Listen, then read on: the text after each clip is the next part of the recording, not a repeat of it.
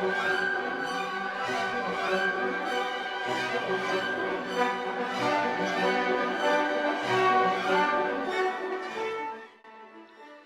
everyone, and welcome to Gallantry, a program of the military's heroism, sacrifices, and achievements. I am Gimba Umar. Data feeds are coming in one place simultaneously on all our social media platforms, controltv.ng, where you can find the Biget's stories. Follow us on Facebook, Instagram, TikTok, and on X for more. With me on the program is Captain Aliu Umar, retired, an expert on security and military matters. Thank you for joining us, Captain. Good The evening, Gimba. challenges How are we you face today? today, rising from the Kebbi abduction, heightens all essential threats. What did this stem to, or where did it stem from for you? Yes, they did. And you see, when these things happen again and again, you get to a point when you just cannot but sympathize with the victims and then probably just sit back and wonder when the next set of victims will be and where. Gimba, I think we've been in the trenches, if I could use that term, together for the past 12 years. And if anyone could do a compendium of my programs on the relevant television channels and radio channels, you discover that there is nothing new that is happening today that we had not dwelt upon 8, 10 years ago. So you see a situation where, if you ask me, I will say, as far as terrorism and abductions is concerned, our National Assembly is not doing enough. Our National Assembly is willy nilly. Yes. You may have observed I do not frequent television stations and radio stations anymore. It's because there is really nothing to say or talk about anymore that we have not exhausted or dwelt upon. Trust me, just try to do a compendium of all my outings or my clips, and you find out that we have spoken about every single type of problem you are seeing today. It's not new. But where is the challenge? Where is the lapse? Where is that place, that gray area, that loophole where we seem to be losing so much traction and gravitas, both our political and our military resources? If you ask me, not getting the required impact or results. Where is that? It's simple. You see, if expenses must meet expectations, if the Northeast, if terrorism, if banditry, if kidnappings and abductions must stop becoming cash cow, then our National Assembly will have to sit up. They are not. The impression the world, I'm not even going to talk about Nigerian citizens now, I'm talking about the world. Let's take an outside in perspective. Let's assume we're outside and we're looking inside. Mm. That outside in perspective will draw a willy nilly impression of our National Assembly as far as national security is concerned. The reason being, at the National Assembly level, I know there are committees, but expectations are not being matched by expenditure.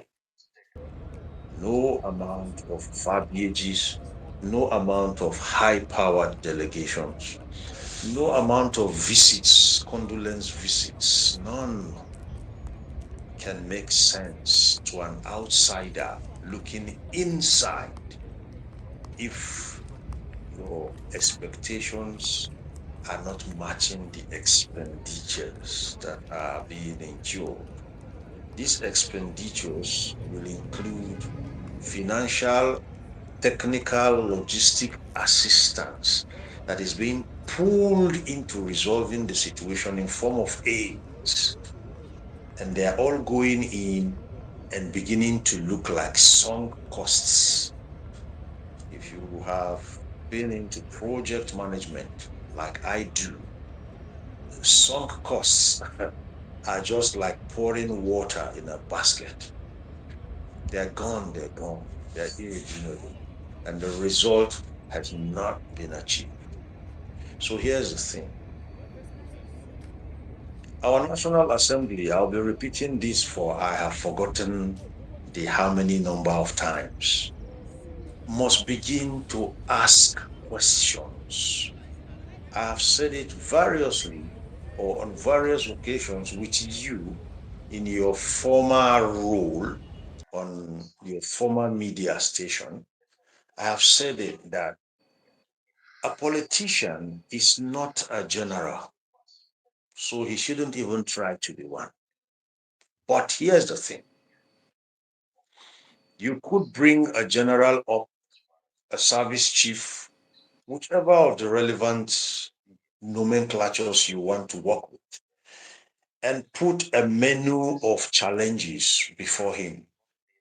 And in all fairness to our generals, allow him to choose the ones he can solve and give you time frames and also give you what I call uh, performance indicators so that you could judge him. Absolutely. So here's a general, in all fairness, who is allowed to choose his own problems that he can solve, and he's going to write his own scripts. Okay? And when you give him his own scripts to write, he's going to tell you, okay, these are the problems I can solve immediately. These are the ones we need in the long term to solve. And these are the ones that can be solved mid-term. And for these ones that can be solved immediately, this is what we can do. And this is how much we will expect or it will cost to be done. It's simple. So the politician who is not a general cannot possibly tell the man what to do.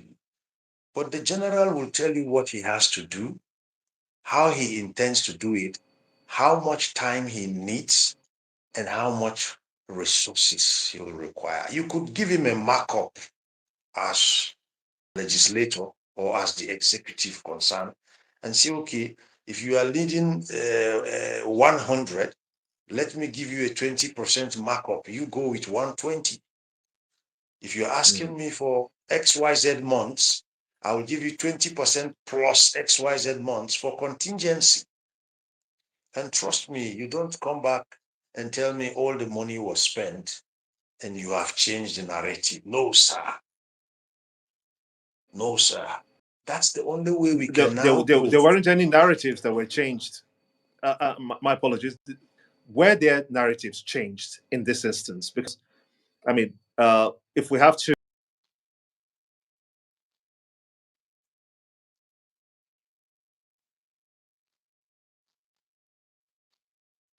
That's it. With the US President Donald Trump and his position of Nigeria being a country of particular interest, and this abduction now happening, reminiscent of the Chibok incidents, do you think that this is perhaps a bait to stir the waters again, get the attention of the US in our Nigerian security challenges?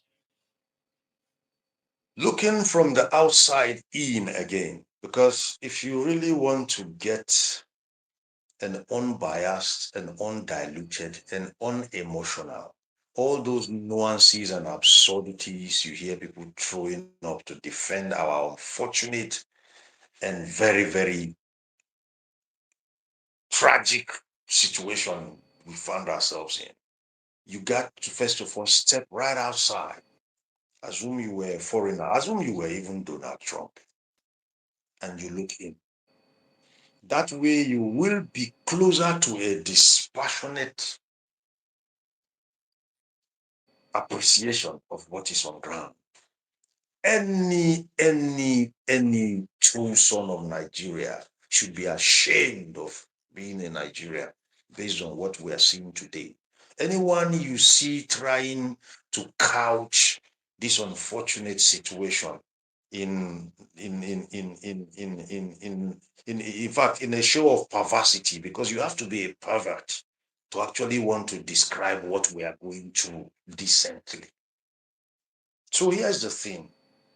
There is no way you can take an outside look in and tell me things are going on well and tell me that you don't want to influence certain things. And let me assure you, in situations like this, there will always be a third force.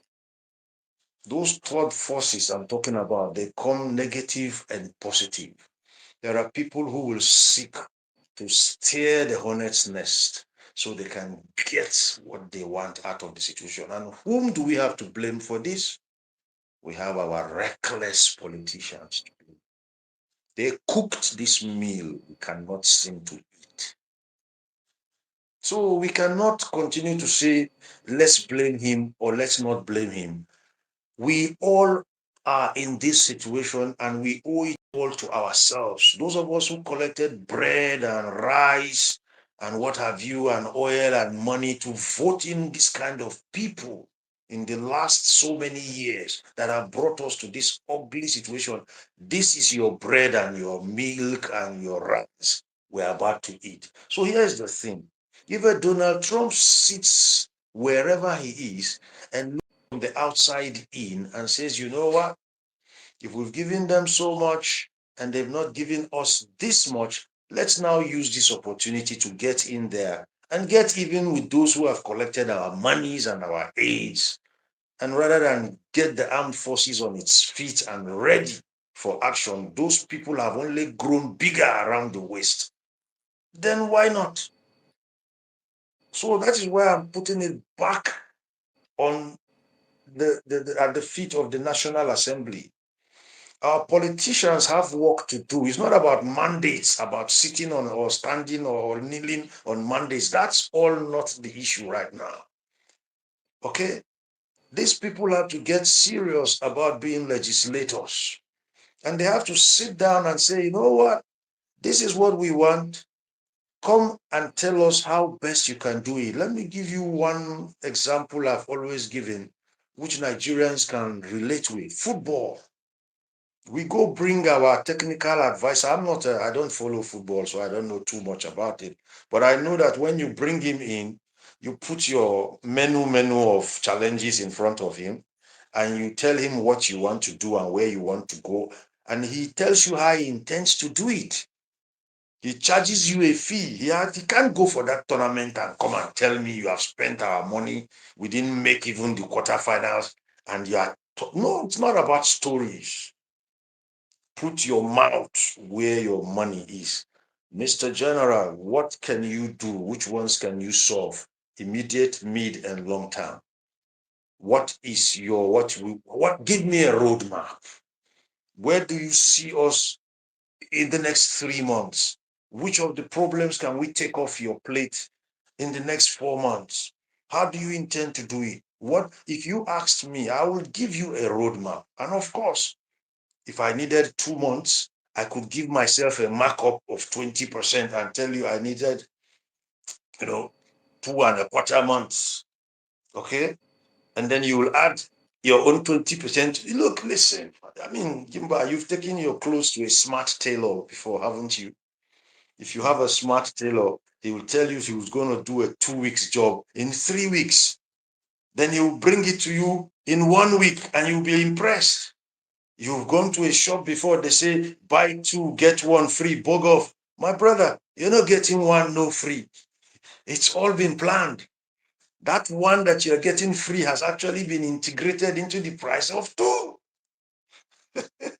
It's not rocket science.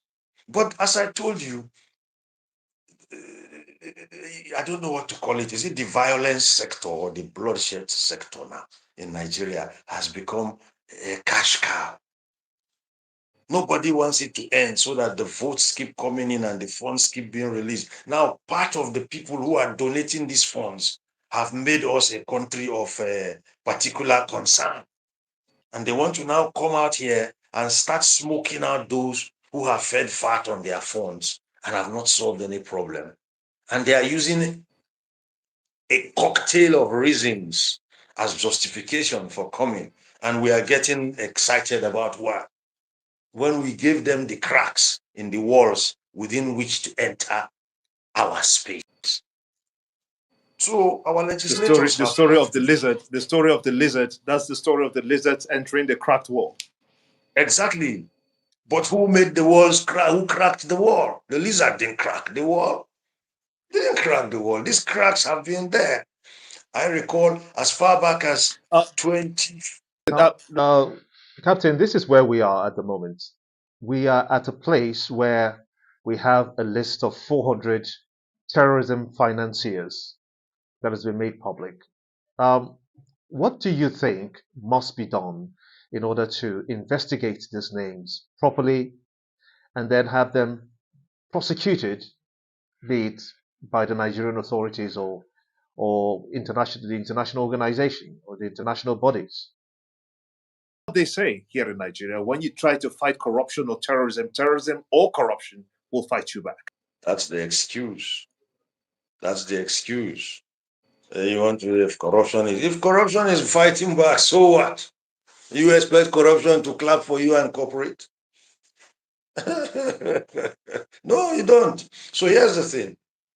Those 400 names, a lot of simple-minded people will think those 400 names are just names of some Muslims or for people from any particular calling or religion. No, no. You are going to be shocked when those names start being called. You're going to find traditional rulers possibly there. You will possibly find clerics from the two Abrahamic faiths there. You will possibly even find generals there. What a lot of people do not know, and what I can tell you as a cybersecurity analyst, is listen, the internet knows no bounds, neither does the cyberspace. The internet is like one giant global cobweb. If you touch a cobweb at any point, it resonates at all points. No calls, no calls. All the algorithms you are talking about, so long as those algorithms were written by somebody, you may just have levels of access. So nobody should sit down and think his calls are so warped that they cannot be eavesdropped upon or listened to by any level of these clearances I've spoken about. If you are into cybersecurity, I'm sure you will know what the dark web is all about and what the deep web is all about.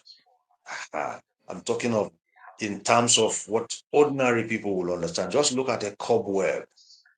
Once an insect hits any part of that cobweb, the spider is instantly alerted. That's what the internet and the cyberspace is to us today on the planet. It covers every single interspace of our existence. So here's the thing. The more our leaders become a bit more circumspect and honest, the better. People sit down and they don't see beyond their constituencies. No, the entire world can take a look into your constituency and see everything, including what you think is hidden. So, back to where we were coming from and what you are saying. What is happening today in this country about that 400 people list is actually a simple-minded approach to that list. There is even more than the 400. Let me tell you something. Once upon a time in Benue State, there was a young man called Tewase Akwaza. Most people don't know him Or as the Ghana guy. the Ghana guy. Most people know him as Ghana. What was he doing? He was being used. He was a son of Benue State, a thief boy. He was being used by politicians and even clerics to wage the kind of war bandits, herdsmen are doing in Yelwata today. Local champions Local traditional principalities, politicians were using Ghana to wage war in their fiefdoms. And when Ghana passed on, what happened? The headsmen took over. Those who were spurring Ghana on with cash money, to go and take out whom you could call their enemies. They started using herdsmen. But you see, those herdsmen you see and bandits, they have what you call acquisitive tendencies. When you pay them to do a job, they do the job and they take the money and take the quarry or the trophy. Historically, if you go back and go and read about the Ilorin Emirate, the Afonjas and the Aules, they could not resolve quarrels among themselves. They brought in the Fulanis, and the Fulanis helped them to resolve the quarrel and kept the Emirate. That's why you have the House of Sulkaneni today. And it's like that in other areas where you have Emirates. So, what am I trying to say here? What I'm trying to say is when we are talking about that list of 400, please, Nigerians should understand something. Don't let anybody play your minds on religion and ethnicity and what have you. No. People from, don't forget, if it's about religion, the United Arab Emirates, which is a Muslim country, gave us the list. So if you are looking at it through the eyes of religion alone, you're not going to see anything. Agreed. The Christians have cried and have called it a genocide. You see, in my place, we say kosei. In another place, they say akara. What the Christians are calling it is not going to be an issue. What it is, it's bloodshed. Whether you call it genocide, whether you call it massacre, whether you call it pogrom, whether you call it ethnic cleansing, whether you call it xenophobia, you made all those ones are semantics. Nobody should be at ease with people being killed, the volume in which they are being killed. I saw a clip when that church was attacked in Kwara State, correct? Yes, Kwara State now, not Kogi, or is it Kogi State? It's Kwara State. In Kwara State, absolutely. Listen. You see, the rebel in me went haywire when I watched that clip. I saw an elderly woman; she couldn't even run. I saw a little child with an orange jumper. That child was, come on. And some people want to sit down and tell me, no, it's not genocide. Yes, it's genocide. No, it's not. Come on, I'm irritated just thinking about it. So if we really want to get our act together, we better sit down and put this thing where it belongs, or else somebody will come from somewhere and do it for us. It's that simple. Nobody should have any misgivings about what Trump wants to do. If you Before we get want to to, that point, Captain. This is what Mr. President has done this evening. He has ordered I think the course, the army chief to relocate to Kebbi in order to take charge of this situation and possibly bring back the girls. This is something we have seen in the past. It's not new to us. But do you think that this will make a difference in getting the girls back to their families? for marching orders, relocate to here and there, all those are verbiages. I've just said you pencil it down. Mr. General, I want Gimba Umar. Mr. General, I want Gimba Umar alive. I want to shake hands with Gimba Umar. What resources do you need time wise, logistics wise, and every other thing wise? You give me your table of requirements. I'll give you a 20% markup, and you don't come back here with a story. Can you do it or not, Mr. General? If you cannot do it, I'll respect you for being forthright and honest and let you go. But I will find the general who will deliver. If I was the commander in chief, that's how I'm going to be talking to my generals. I'll give you heaven and earth and resources if I have to. but you must match my expenses with expectation, not stories. High-powered delegations move your office to the northeast. I've seen the late President Muhammadu Buhari is told a certain security chieftain to move to a place where there was a crisis, and he didn't even go. All those are verbiages. I can second guess what our leaders will do after every tragic event. They will send high-powered delegations. They will issue strong denouncement, or how do they call it now? Condemnation, sorry. Yeah, we know all these things don't. No, no, sir. If you want to drive results, then you have to drive results. And how do you drive results? Is by ensuring those who are in position to do what needs to be done are provided for, but they will also give you their timelines. They will give you their performance indicators. And when they have done that, you will match it with the resources they require, probably even with a markup magnanimously. The commander-in-chief can give you even double the time you require. You wrote your scripts. You told him what you can do. You told him when you can do it. You told him what it will cost to do it. Then do it. What do you make of the implications of this particular situation that we saw on a video gone viral of a brigadier general being murdered in cold blood and circulated just all over across platforms? What does that say of the of our military might? Just mentioning Brigadier General Uba, I'm already angry. Okay, I'm very angry, so I'm going to deliberately moderate my response to you here.